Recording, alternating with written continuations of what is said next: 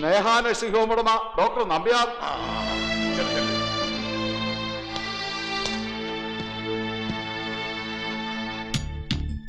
കഴിഞ്ഞ 10-12 വർഷക്കാലമായി ഒരാളെ മാനസിക രോഗിയെന്ന് മുദ്രകുത്തി സെല്ലിൽ അടച്ചിട്ടിരിക്കുന്ന ഡോക്ടർ നമ്പ്യാർ അല്ലേ? മാനസിക രോഗിയെന്ന് മുദ്രകുത്തി എന്നുള്ളത് തെറ്റാണ്. ഡോക്ടർ നമ്പ്യാരല്ലേ എന്നാണ് ചോദ്യം. അതെ. നിങ്ങൾ അന്യായമായി പൂട്ടിയിട്ടിരിക്കുന്ന എന്റെ കക്ഷിക്ക് സത്യത്തിൽ ഭ്രാന്തുണ്ടോ? അന്യായമായി എന്ന് പറയുമ്പോ ഭ്രാന്തുണ്ടോ ഭ്രാന്തില്ലയോ അതാണ് ചോദ്യം. ഉണ്ട്, ഭ്രാന്തുണ്ട്. ഈ 12 വർഷവും അയാൾക്ക് ഭ്രാന്തുണ്ടായിരുന്നു എന്നല്ലേ അതിനർത്ഥം? അതെ. ഈ അടുത്ത കാലത്തെങ്ങാനും ഇയാൾ അക്രമാസക്തനാവുകയോ ശാന്തനല്ലാത്ത രീതിയിൽ പെരുമാറുകയോ മറ്റോ ചെയ്തിട്ടുണ്ടെങ്കിൽ എന്താണ്? ഈ അടുത്ത കാലത്ത് അയാൾ അക്രമാസക്തനായിട്ടില്ല. പക്ഷെ കുറെ നാളുകൾക്ക് മുമ്പുള്ളത് പോട്ടെ, ഈ അടുത്ത കാലത്തെങ്ങാനും ഇല്ല.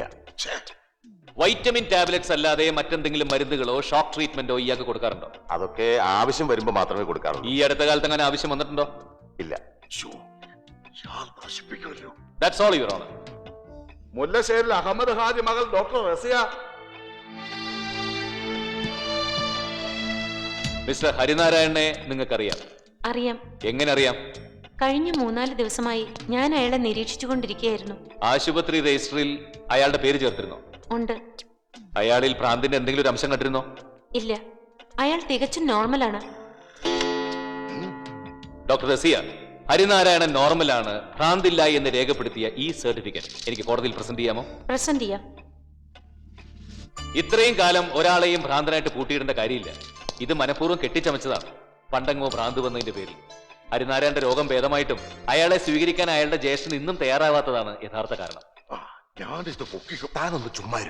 ഹരിനാരായണന്റെ സ്വത്തുക്കൾക്ക് വേണ്ടി അദ്ദേഹത്തെ അടച്ചിട്ടിരിക്കുകയാണ്. ദയവായി എന്റെ കക്ഷിക്ക് പൗരസ്വാതന്ത്ര്യം അനുവദിക്കണമെന്ന് ബഹുമാനപ്പെട്ട കോടതിയോട് ഞാൻ അപേക്ഷിക്കുക. കൊച്ചുപറമ്പിൽ നാരായണൻ മകൻ രവീന്ദ്രൻ.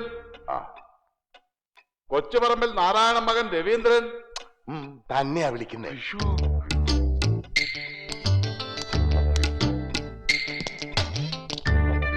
നിങ്ങളാണോ ഹരിനാരായണന്റെ സഹോദരൻ രവീന്ദ്രൻ? ആണ്. സ്വന്തം സഹോദരനെ സ്വത്ത് കൈക്കലാക്കാൻ വേണ്ടി മാത്രം ഒരു ഭ്രാന്താശുപത്രിയിൽ അടച്ചിട്ട് നിങ്ങൾ രക്തമൂറ്റി കുടിക്കുന്ന ഡ്രാക്കുളയേക്കാൾ നീചനാണെന്ന് ഞാൻ പറഞ്ഞാൽ നിങ്ങൾക്കത് സമ്മതിക്കേണ്ടി വരില്ലേ? സമ്മതിക്കേണ്ടി വരുമോ ഇല്ലയോ? വരുമോ ഇല്ലയോ? നിങ്ങൾ കൈവശം വെച്ചിരിക്കുന്ന സ്വത്തുക്കളുടെ പകുതി ഹരിനാരായണൻ അവകാശപ്പെട്ടതല്ലേ? അതെ.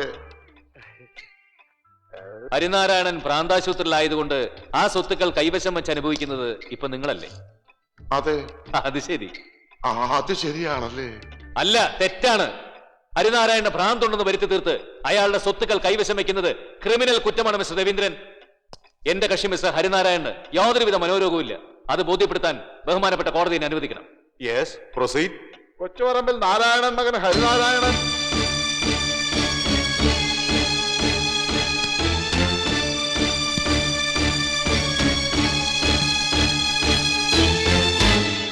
ഞാൻ എന്തിനെ കുറിച്ച് ചോദിച്ചാലും മിസ്റ്റർ ഹരിനാരായണൻ കൃത്യമായിട്ട് ഉത്തരം പറയുമെന്ന് എനിക്കറിയാം. കാരണം ഇദ്ദേഹം ഒരു ബുദ്ധിജീവിയാണ്. ഇദ്ദേഹത്തിന്റെ പാണ്ഡിത്യം ഇദ്ദേഹത്തിന്റെ ലേഖനങ്ങളിൽ നിന്ന് തന്നെ വ്യക്തമാണ്. പക്ഷേ മിസ്റ്റർ ഹരിനാരായണൻ പറയുന്ന കൃത്യമായ ഉത്തരങ്ങൾ ഞാൻ പറഞ്ഞു പഠിപ്പിച്ചതാണെന്ന് എതിർഭാഗത്തിന് അവകാശപ്പെടാം. അതുകൊണ്ട് എന്റെ സഹപ്രവർത്തനായ അഡ്വക്കേറ്റ് KR മേനോന് ഇദ്ദേഹത്തോട് ചോദിക്കാം സൂര്യന് താഴെയുള്ള എന്തിനെ കുറിച്ചും. അത് അനുവദിക്കാൻ ബഹുമാനപ്പെട്ട കോടതിക്ക് ദയവുണ്ടാവണം. That's all your honour. Permission granted.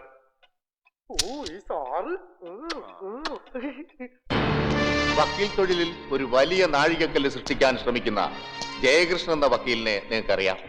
അറിയാം. എന്നാൽ വക്കീൽ കുപ്പായം അഴിച്ചുവെച്ച് പാവപ്പെട്ട കുഷ്ഠരോഗികളെ ശുശ്രൂഷിക്കാൻ ജീവിതം മാറ്റിവെച്ച മഹാനായ ഒരു വക്കീലിനെ കുറിച്ച് നിങ്ങൾക്കറിയാമോ? അറിയാം. ബാബ ആംതെ. മഹാത്മജി അദ്ദേഹത്തെ അഭയ സാധക് എന്നാണ് വിളിച്ചിരുന്നത്.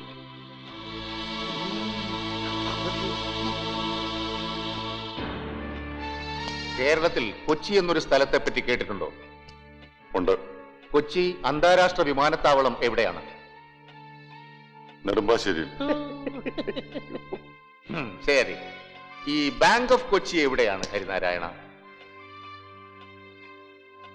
ജപ്പാനില്.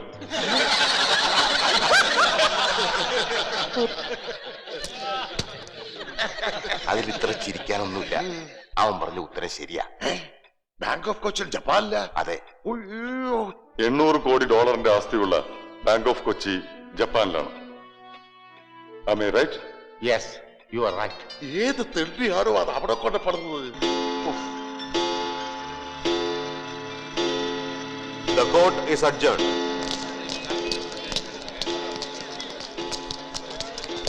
എന്നെ പറ്റിക്കാൻ നോക്കിയാലുണ്ടല്ലോ പെരുവിരലിൽ നിർത്തി കറക്കും ഞാൻ. എന്റെ പൊന്ന് സാറേ, സാർ ഇത് കണ്ടോ? താൻ ഇത് കാണിച്ച് അന്ന് എന്നെ വിശ്വസിപ്പിച്ചത് ഒന്ന് മൂടിയിരുന്നു. അയ്യോ, ഞാൻ സാറിനോട് പറഞ്ഞിട്ടുള്ളത് മുഴുവൻ നേരാ. അവൻ ഭ്രാന്തനാ, പക്ഷെ ഒടുക്കത്തെ ബുദ്ധിയാ. ബുദ്ധി ശിരസിൽ കയറി ഭ്രാന്തായെന്നാ തോന്നുന്നത്. സാറ് കൂടി എന്നെ കൈവെടിയരുത്. സാർ ഈ കേസ് ജയിക്കണം. ഞാൻ ഈ കേസിൽ ജയിക്കും. തനിക്ക് വേണ്ടിയല്ല, എനിക്ക് വേണ്ടി. തോറ്റവന്റെ ദുഃഖഭാരത്തോടെ മേനോനി കോടതിയിൽ നിന്ന് ഇറങ്ങി പോയിട്ടില്ല ഇതുവരെ. ഏറ്റെടുത്തു പോയി. അതുകൊണ്ട് ഈ വിഴുപ്പ് കെട്ടി ചുമക്കുക ഞാൻ. ഓ, വിഴുപ്പ് കെട്ടി ചുമന്നാലെന്താ? വെറുതെ അല്ലല്ലോ, ചക്കച്ചുള പോലെ കാശ് എണ്ണി തന്നിട്ടല്ലേ. ഹരിനാരായണൻ ഒരു മനോരോഗിയല്ല. അദ്ദേഹം സ്വതന്ത്രനാക്കപ്പെടേണ്ട ആൾ തന്നെയാണ്.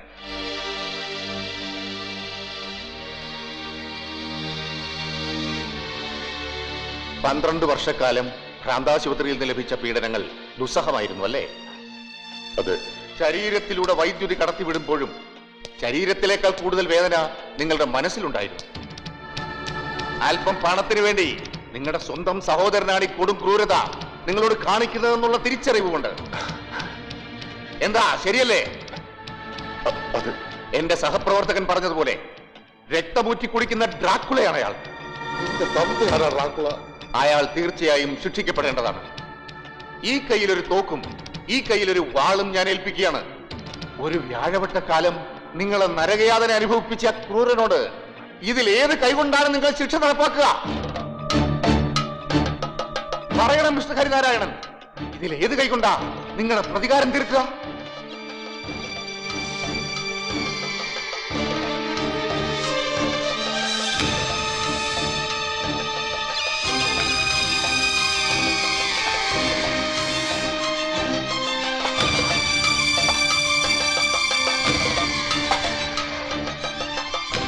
എന്റെ കൈകളല്ല, ഈശ്വരന്റെ കൈകളാ അയാൾക്കുള്ള ശിക്ഷ വിധിക്കേണ്ടത്. പക്ഷേ 5 വർഷങ്ങൾക്ക് മുമ്പ് നിങ്ങൾ അയാളെ വെട്ടി പരിക്കേൽപ്പിച്ചില്ലേ? 30 ലക്ഷം രൂപയുടെ നാശനഷ്ടങ്ങൾ ഉണ്ടാക്കിയില്ലേ? അത് ഇനിയും സംഭവിക്കില്ലെന്ന് എന്താ ഉറപ്പ്? ഇനി അങ്ങനെയൊന്നും സംഭവിക്കില്ല എന്ന് എനിക്ക് ഉറപ്പുണ്ട്. ആ ഉറപ്പ് പോരാ.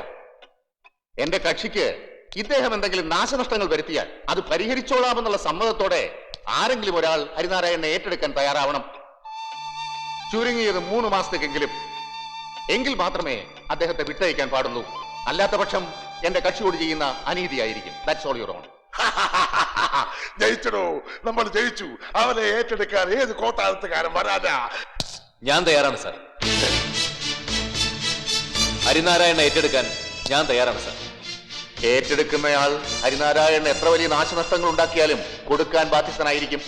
അറിയാം, ഒരു നിരപരാധിയെ രക്ഷപ്പെടുത്താൻ ആ ബാധ്യത ഏറ്റെടുക്കാൻ ഞാൻ തയ്യാറാണ്. ഏറ്റെടുക്കുന്നയാളുടെ സ്വത്ത് വിവരങ്ങൾ വെളിപ്പെടുത്തേണ്ടതും അതെന്റെ കക്ഷിക്ക് പര്യാപ്തമാണെന്ന് ബോധ്യപ്പെടേണ്ടതുമുള്ളത് കൊണ്ട് അതേക്കുറിച്ച് ചോദിക്കാൻ ബഹുമാനപ്പെട്ട കോടതി എന്നെ അനുവദിക്കണം. Yes, proceed. Come on. നിങ്ങളുടെ പേരിലുള്ള സ്വത്തുക്കളുടെ വിവരങ്ങൾ പറയൂ.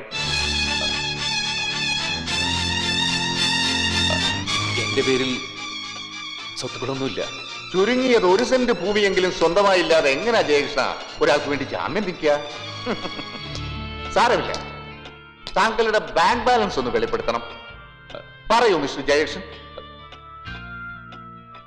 750 രൂപ.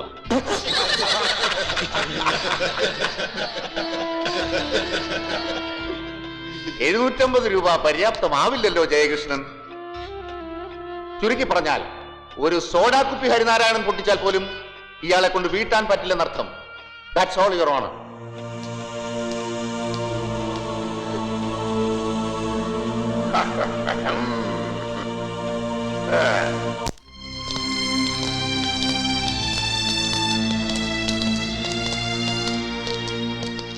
ഇപ്പോ എനിക്കൊരു സംശയം. എനിക്ക് വട്ടുണ്ടോന്ന്? അല്ലെങ്കിൽ തന്റെ വാക്ക് വിശ്വസിച്ചിട്ട് ഞാൻ ഈ പാഴ്വേലക്ക് ഇറങ്ങില്ലായിരുന്നല്ലോ. ഞാൻ നന്നായി തന്നെ കേസ് വാദിച്ചത്. പക്ഷെ തന്നെ രക്ഷപ്പെടുത്താൻ എന്നെ കൊണ്ടാവില്ല. ഒരു നുള്ളു മണ്ണ് പോലും സ്വന്തമായിട്ടില്ലാത്തൊരു തെണ്ടിയാണ് ഞാൻ. എന്തെങ്ങനെ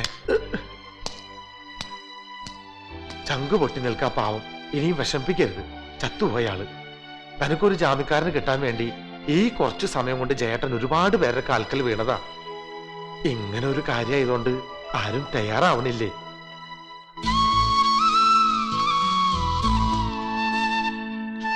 ജാമ്യം നിൽക്കാൻ ഒരാളെ തേടി നാട് മുഴുവൻ അലഞ്ഞപ്പോ പരിചയക്കാരുടെ കൂട്ടത്തിലെങ്കിൽ എന്നെ ഒന്ന് ഓർക്കായിരുന്നില്ലേ?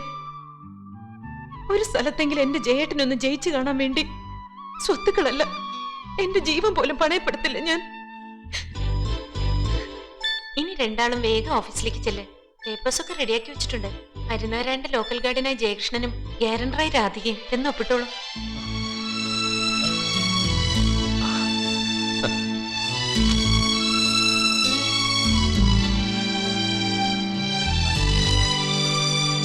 Thank you.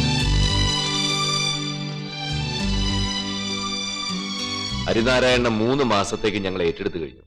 ആ 3 മാസവും താങ്കൾ ഞങ്ങളുടെ അതിഥിയായിരിക്കും. വിരോധമില്ലെങ്കിൽ ഞങ്ങളുടെ കോടതി വീട്ടിലെ ചെറിയ സന്തോഷങ്ങളിലും കൊച്ചു ദുഃഖങ്ങളിലും ഒക്കെ താങ്കൾക്കും പങ്കുചേരാം. എങ്ങനെയാ നന്ദി പറയണത് എനിക്കറിയില്ല ജ്യേഷ്ഠ. ഏയ് അമ്മോൺ, നന്ദി പറയേണ്ടത് എന്നോടല്ല, ദാ ഇവളോടാ. മറക്കില്ല, ഒരിക്കലും ഞാൻ മറക്കില്ല. ലോകാവസാനം വരെ ഞാൻ കൂടെ ഉണ്ടാവും. ഒരടിമയായിട്ട്, ദാസനായിട്ട്. നീ രാധികയല്ല, ദേവതയാ, ദേവത.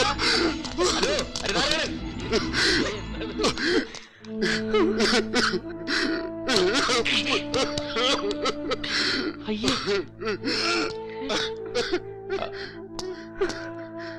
10-12 വർഷത്തിന് ശേഷം സ്വാതന്ത്ര്യം കിട്ടുമല്ലേ, അതിന്റെയാ. ഞാനങ്ങോട്ട് ചെല്ലട്ടെ, അവിടെ റസിയ കാത്തു നിൽക്കുന്നുണ്ടാവും.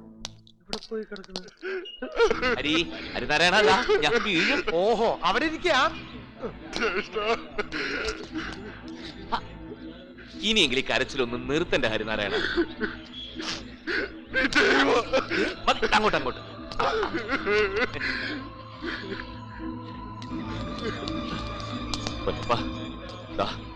കരച്ചില് നിർത്തുന്നില്ല. ഒരു ശക്കല കുഴപ്പമുണ്ട്. ഏയ്,